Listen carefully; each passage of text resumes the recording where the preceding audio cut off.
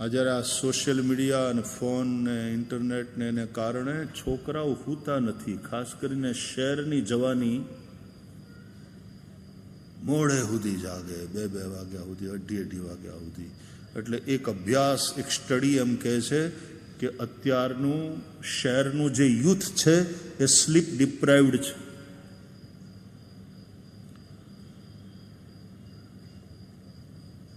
અને પર્યાપ્ત નિદ્રાનો અભાવ અંતે એની સ્મૃતિ શક્તિ ઉપર પણ અસર કરે,